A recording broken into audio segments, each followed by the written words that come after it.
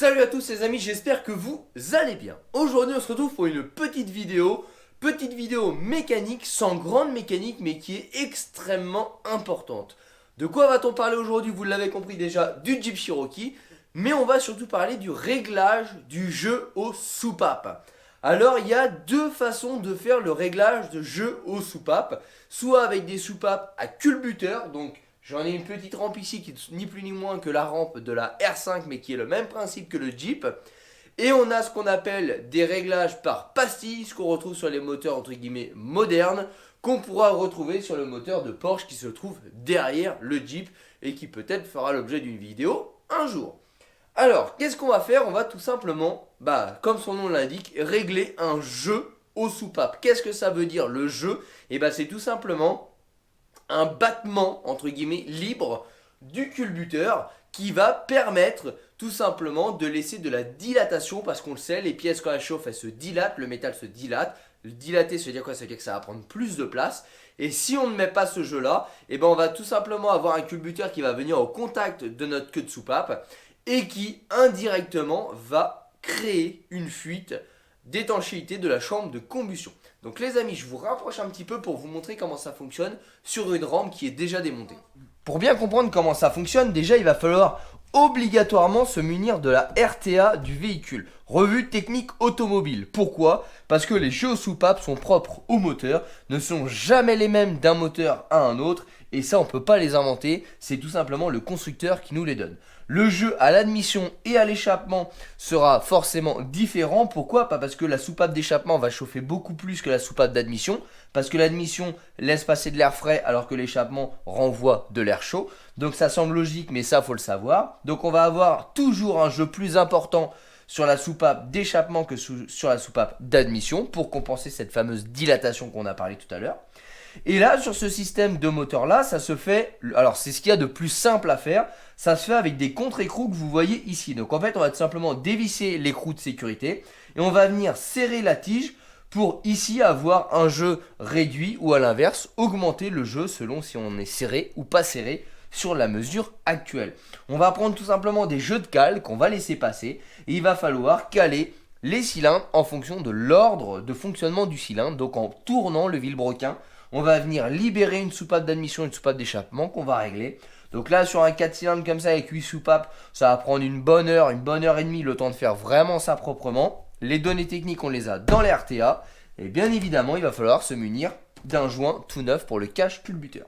Et bien écoutez les amis, maintenant que vous avez vu à quoi ça ressemble, comment ça fonctionne et à quel endroit on va intervenir, on va ouvrir le capot du Jeep et on va aller voir ce qui s'y trouve de plus près. Vous l'avez déjà certainement compris, cette opération est obligatoirement à être réalisée moteur froid. Ça semble logique mais je préfère le redire pour la simple et bonne raison qu'on va venir mesurer et créer un jeu parfait pour la dilatation. La dilatation se faisant à chaud, ça semble logique que le jeu doit se faire à froid.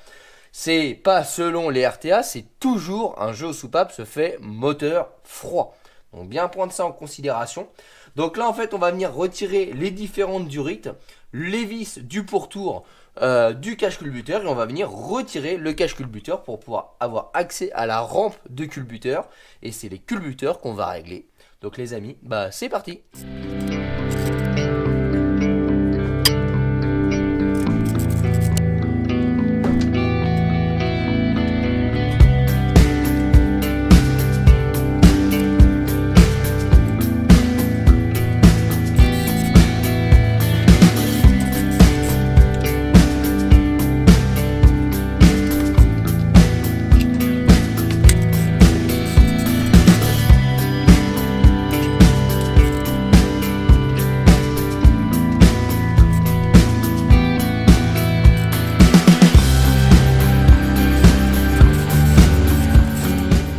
Donc maintenant qu'on a retiré les deux durites, qu'on a retiré la masse, le support qui tient le récupérateur d'huile et le pourtour de vis, maintenant ça devrait sortir. Donc là on fait attention qu'il n'y a rien qui force.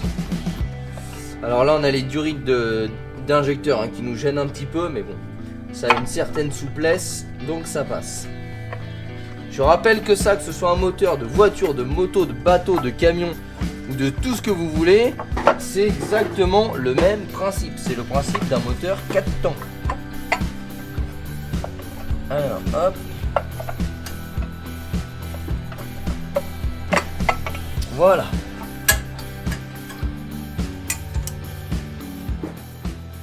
Bon les amis, on se retrouve en caméra portative pour vous montrer un petit peu de plus près ce que je vous expliquais tout à l'heure. Donc là on se retrouve sur notre ligne de culbuteur. Alors déjà si vous vous souvenez, on avait fait un engine flush sur ce moteur. Et bah voilà, encore une belle preuve que ce produit fonctionne merveilleusement bien, parce que regardez les culbuteurs, comment ils sont brillants, ils sont tout propres. Alors qu'à la base c'est un moteur qui a 152 000 km quand je l'ai acheté, qui n'avait pas roulé depuis plusieurs années, avec un entretien que je vous laisserai, que je dirais plutôt totalement oublié, si vous voyez de ce que je veux dire. Donc là voilà, on a vraiment retrouvé quelque chose de super propre grâce à l'engine flush. Donc ça c'était une petite aparté, puisqu'on a l'occasion de vous montrer un petit peu les bienfaits en démontant, et bah autant vous le montrer. Alors je voulais venir également là-dessus. Sur ce modèle de véhicule, donc de moteur surtout, on a un petit filtre en bout de culbuteur qui se retire par les deux petites vis que vous voyez au bout de mon doigt. On a ça et ensuite on a une crépine dedans. Donc ça on va le nettoyer et on retrouve, alors j'essaie de vous coller un peu de lumière en hauteur. Voilà, ça un bon machin tout en ferraille, ça marche parfaitement pour avoir de la lumière correcte. Donc là, on va parler maintenant des culbuteurs. Les culbuteurs, vous l'avez bien remarqué là, c'est les parties brillantes qu'on voit ici. Donc en fait, on va mettre les pistons en bascule, enfin les soupapes en bascule en bougeant les pistons et donc en bougeant le vilebrequin. Le vilebrequin, on va le prendre sur la poulie là-bas avec une grosse clé, ce qui va permettre de faire circuler le cyclomoteur et donc d'ouvrir et de fermer les soupapes. Par exemple, là on voit que sur le cylindre 1, on a la soupape qui est relâchée. Donc ça veut dire que le culbuteur là pourrait être réglé. Bien évidemment, on va faire un tour pour contrôler tout ça. Mais là, on voit bien, alors je sais pas si la caméra vous rendez bien compte, mais on a un jeu ici. Donc c'est exactement ce jeu-là qu'on va venir contrôler. Donc là, on a admission, échappement, admission, échappement, admission, échappement, admission, échappement, vous l'avez compris. Et là, on voit bien que la soupape d'échappement est bien écrasée. Donc forcément, l'admission est totalement relâchée. Ça semble logique. Donc en fait, on va régler à chaque fois une soupape d'admission sur un cylindre et une soupape d'échappement sur un autre. Donc là, on devrait trouver une soupape, voilà, cette soupape d'échappement sur le cylindre 3 qui est libérée. Maintenant, là, j'ai pris une cale de 0,20. Alors, généralement, c'est 0,20 à l'admission, 0,25 à l'échappement. Je dis bien généralement, mais il y a des tolérances.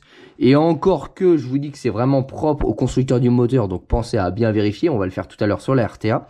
Mais là, j'ai pris au pif un 0,20 qui, normalement, devrait passer sur une admission. Et là, on va pouvoir, en fait, venir passer entre... Alors, je cherche, voilà, entre la soupape et le culbuteur, et on devrait pouvoir y passer notre cale. Alors, c'est pas forcément très facile de tenir la caméra en même temps. J'essaie de vous mettre un angle convenable. Et là, voilà, là on voit que la cale passe. Donc là, on a bien notre jeu. Donc il faut mesurer si une 0,25 passe. Mais je pense pas parce que là, il gratte bien à la 0,20 grade. Donc là, je dirais qu'on a quand même 0,20, 0,22 de jeu. Donc là, d'après moi, ça semble correct. Mais encore une fois, on va vérifier sur l'RTA. Mais il faut qu'on vérifie toutes les soupapes. Admission, échappement. Parce que si vous n'avez pas le bon jeu ici, quand votre moteur va chauffer, la pièce va se dilater, elle va venir au contact. Et si vous avez un jeu trop serré, et bah premier cas qu'on peut avoir, c'est tout simplement que le culbuteur vient quand même appuyer sur la queue de soupape ici, et donc vient légèrement ouvrir votre soupape dans le moteur, et donc vous avez une fuite d'étanchéité du cylindre, donc une perte de compression et une perte de rendement moteur. Ou l'autre cas possible, c'est tout simplement que vous avez un jeu important entre la queue de soupape et le culbuteur. Déjà ça va être bruyant, vous allez entendre un clac clac clac clac clac clac clac clac sur le haut moteur. Donc ça c'est significatif sur les modèles comme ça à culbuteur. Mais surtout, bah, la course va être agrandie et quand vous allez venir pousser votre soupape, et bah tout simplement elle va pas s'ouvrir dans sa totalité. Ce qui fait que pour l'admission, vous allez avoir moins d'air qui passe. Et si jamais c'est ça pour l'échappement, vous allez avoir une difficulté à évacuer les gaz d'échappement.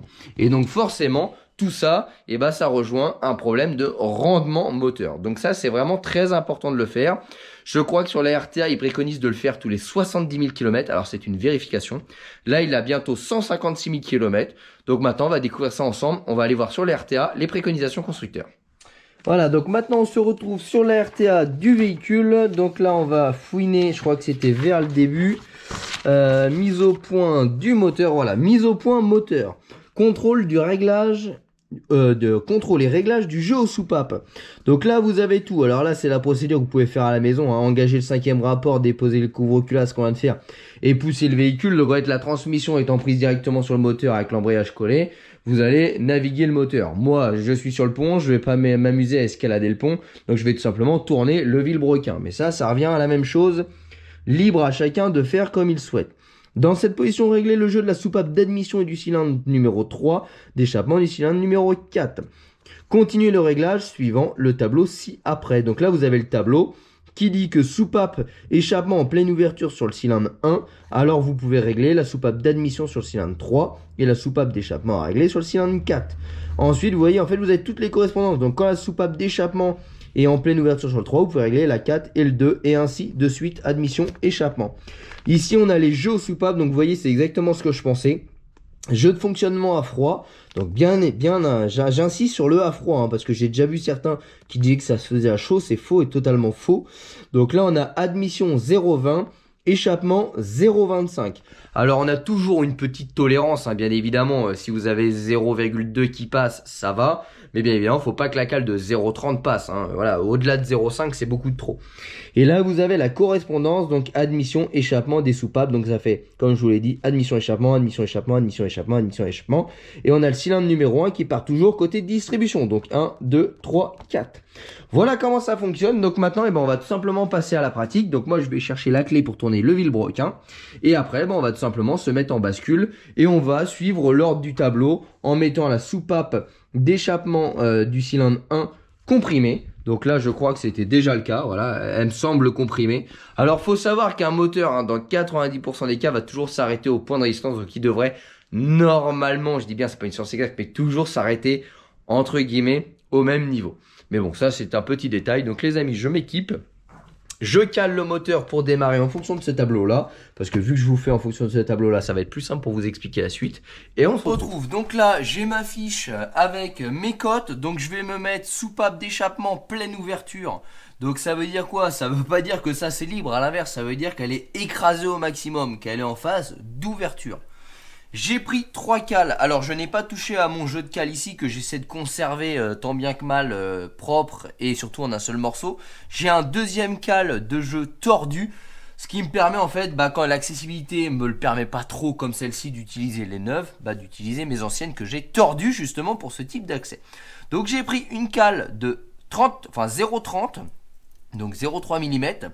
Une de 0,20 et une de 0,25. Pourquoi? Parce que l'admission c'est 0,20, donc je ne devrais jamais pouvoir passer la 0,25, ce qui fait que si la 0,20 passe, que la 0,22 passe peut-être, mais la 0,25 ne devra jamais passer. Sinon vous pouvez cumuler les cales en mettant une 0,20 et une 0,02 pour faire un 0,22 pour voir si ça passe. Mais c'est un peu galère, avec l'habitude on fait comme ça fonctionne très bien. Et du coup j'ai une 0,30, vous l'avez compris, pour l'échappement où je dois mettre 0,25, la 0,30 ne doit jamais passer. Et bien écoutez les amis, on va voir si ça a réellement bougé en 150 000 km. Donc je vais placer cylindre numéro 1, soupape d'échappement pleine ouverture. Donc cylindre numéro 1 il est ici, il faut que ma soupape d'échappement soit le plus comprimée possible. Quand ça commence à relâcher, ça veut dire que je viens la réouvrir. Donc là vous allez voir tranquillement, alors j'ai pas beaucoup de place que j'ai le ventilo. Et vous allez voir, ça va tranquillement naviguer.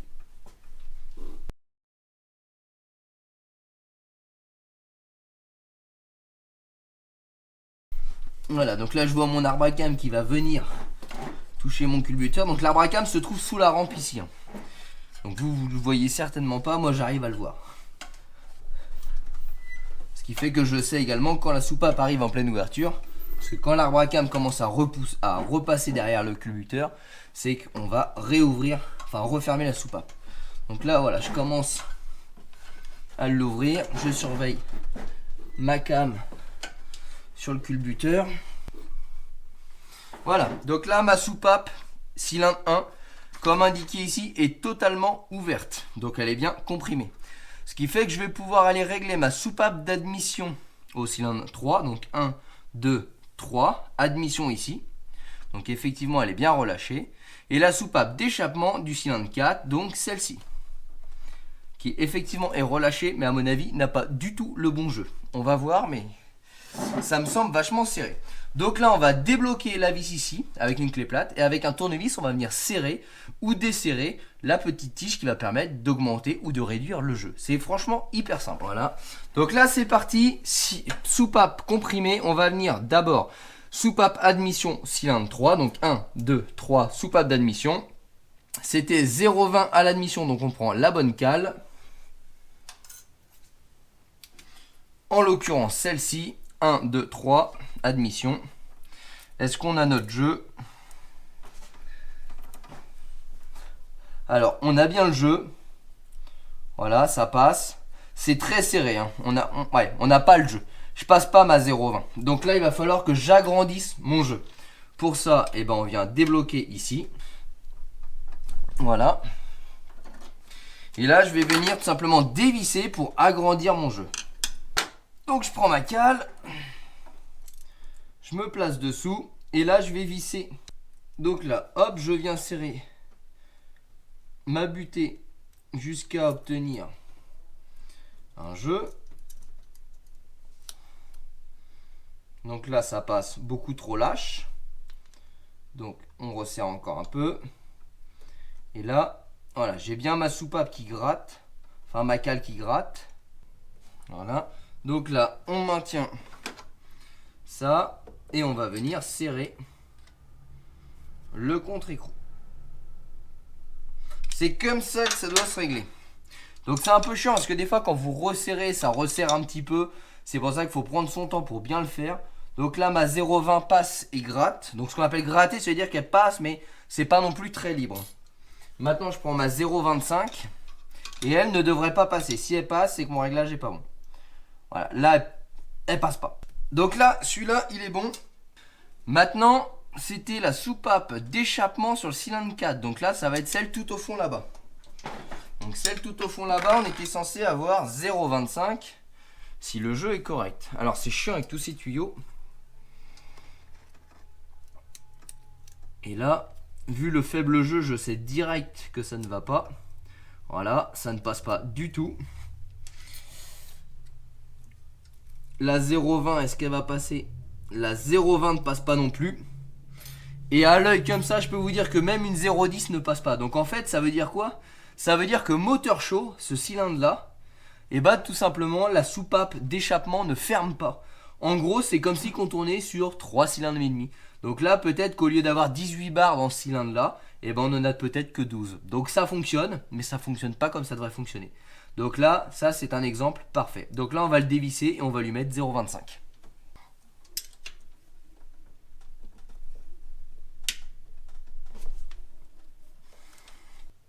Donc là, on prend notre cale de 0,25. Alors j'espère que vous voyez bien parce que franchement, avec mes bras, les tuyaux et tout, je vous avoue que c'est pas des plus faciles.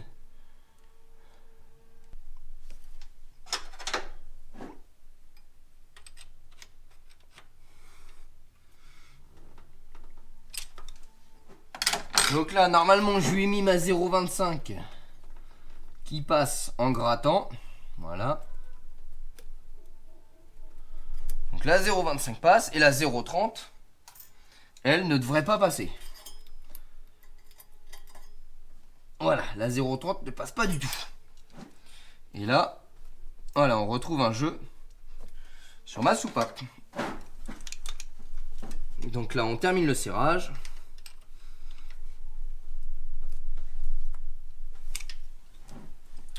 Toujours recontrôler une fois qu'on fait le serrage définitif. Parce que des fois, ça a tendance à resserrer un petit peu. La 0,25 passe. Et la 0,30 ne passe pas. Donc là, c'est bon pour celui-ci. Maintenant, je vais caler soupape en pleine ouverture du cylindre 3. Donc 1, 2, 3. Celle-ci totalement écrasée. Et ainsi de suite.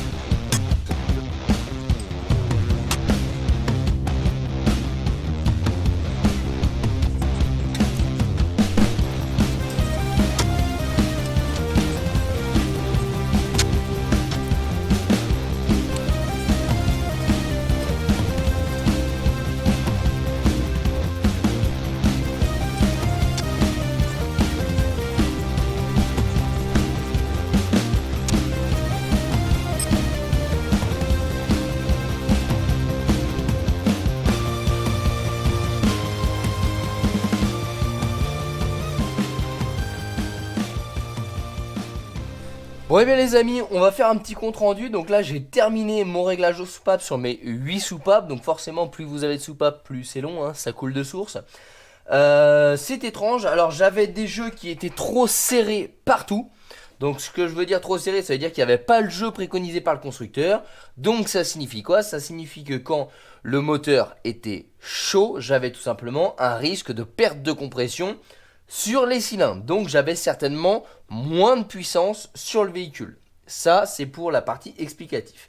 Par contre, étrangement, sur le cylindre 3, je n'ai touché aucun jeu, tout était ok. Donc le pire étant le 4, ce qui est entre guillemets dramatique parce que c'est le cylindre qui chauffe le plus, parce que c'est celui qui est plus loin de l'entrée d'air. Donc sur le cylindre 4, j'étais vraiment complètement à l'ouest.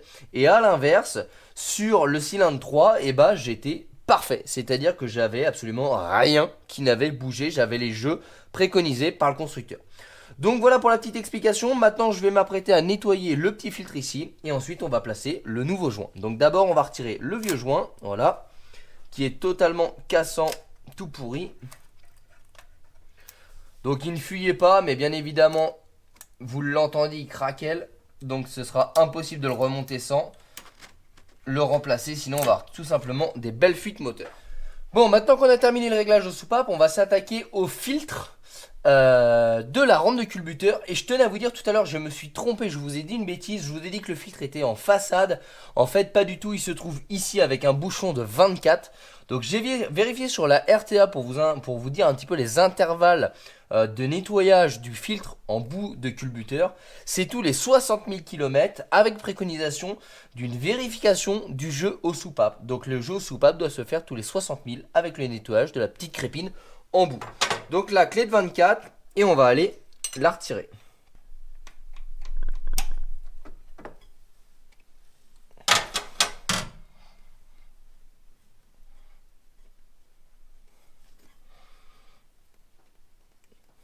Et ça va permettre de voir un petit peu son état. Donc je pense qu'à mon avis ça n'a jamais été fait comme le jeu aux soupapes, hein.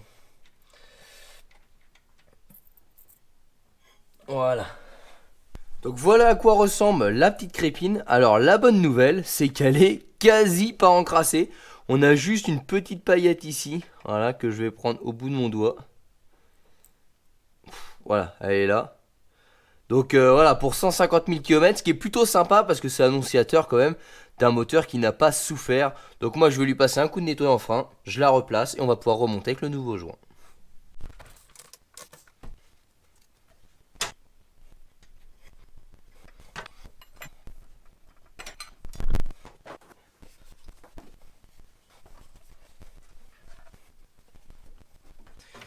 Et maintenant on va pouvoir aller replacer tranquillement notre petit joint.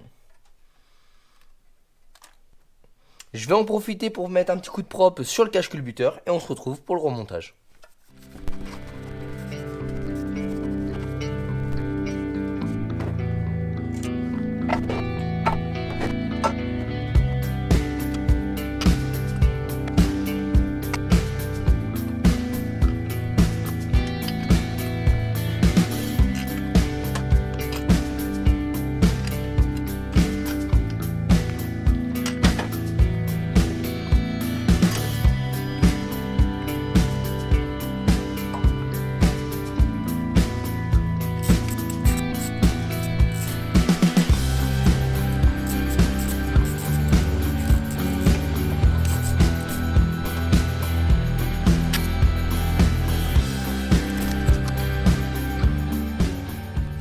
Bon les amis, maintenant qu'on a terminé le réglage, petit démarrage, vu que vous êtes les premiers à me demander un petit démarrage à chaque fois que je fais une petite réparation.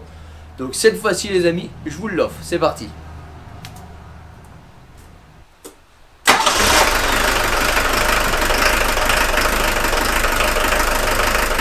Bon les amis, on se retrouve dans le garage, c'est un petit peu bruyant, c'est de la vieille mécanique. Alors déjà à l'oreille le moteur tourne vachement mieux. Parce que si vous vous souvenez, je vous avais fait déjà des petites stories etc. sur les réseaux sociaux. Et quand je démarrais à froid, il avait un petit peu... Alors déjà il fumait beaucoup plus, hein. Là il fume quasi pas. Donc déjà ça c'est impressionnant. Et la fumée elle était le résultat d'une mauvaise combustion. Et la mauvaise combustion devait venir de la mauvaise fermeture des soupapes Du coup on perdait en compression. Et un moteur diesel, ça a besoin de compression pour avoir une explosion parfaite. Et en fait, tant que mon moteur n'était pas parfaitement chaud, j'avais des fois des ratés de combustion entre guillemets. Et en gros ça faisait comme si il tournait bien, il tournait pas bien, il tournait bien, il tournait pas bien. Comme si qu'en fait on perdait un cylindre de temps en temps jusqu'à ce qu'il soit à température. Et après il fonctionnait parfaitement. Et là à froid il fonctionne parfaitement, regardez.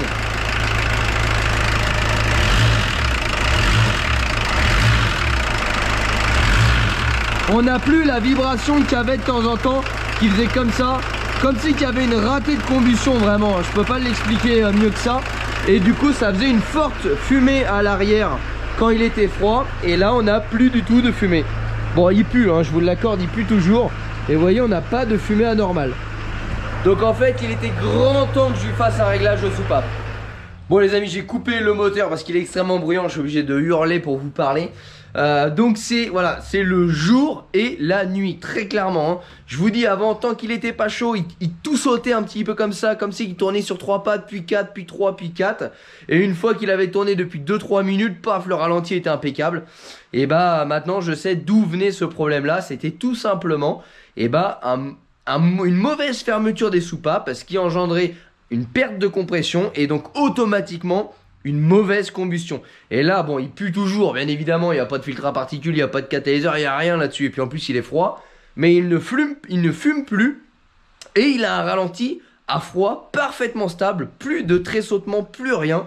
Donc là j'ai vraiment hâte d'aller rouler sur la route avec, voir la différence. Parce qu'à mon avis j'ai dû largement, alors encore une fois attention hein, parce que je sais qu'il y a des gens qui vont dire ouais tu crois que c'est une bête. Non bien évidemment ça fait 88 chevaux. Mais je pense sincèrement que j'ai récupéré pas loin de 10 chevaux.